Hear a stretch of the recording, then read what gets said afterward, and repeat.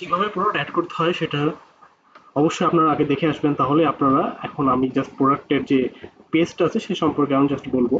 তো এখানে দেখা যাচ্ছে যে এই প্রোডাক্টটা প্রাইস কত, কত করে ইনভেন্টরিতে আছে, এটা এখানে যদি ক্লিক করেন তাহলে এই প্রোডাক্টটা কতবার আপডেট করা হয়েছে, কতবার কে কি করছে সব হিস্ট্রি প্রোডাক্টটা সম্পর্কে দেখতে পারবেন। আর এটা হচ্ছে একটা জিনিস যেটা হচ্ছে কপি লিঙ্ক বাটন, এটা যদি আপনি ক্লিক কপি করেন তাহলে কি হবে, আপনারা যখন অ্যাড দিবেন একটা প্রোডাক্টের, যখন অ্যাড দিবেন প্রোডাক্ট, তখন হচ্ছে কি ফেসবুকে তখন হচ্ছে কি অ্যাডে যে কোন অ্যাড থেকে আর কি কোন ওয়েবসাইটের কোন পেজে আসবে সেটা লিঙ্ক দেওয়া লাগে। তো সেই লিঙ্কটা আর কি প্রোডাক্টটা যদি আপনারা নিয়ে আসতে চান, কোনো কাস্টমারকে ডাইরেক্ট করতে চান, তাহলে আপনারা এই লিঙ্কটা আর কি অ্যাডে দিবেন। যেমন হচ্ছে কি এই লিঙ্কটা যদি আর কি এখানে যদি পেস্ট করি তাহলে কিন্তু সরাসরি আমাদেরকে এই প্রোডাক্টটা নিয়ে চলে আসছে। তো এই জিনিসটার জন্য আর কি এটা লাগে। তো এটা আর কি বুঝতে পারছেন। আর ডিলিট করতে পারবেন, এটা এডিট করতে পারবেন, তো এগুলোই আর কি ছিল।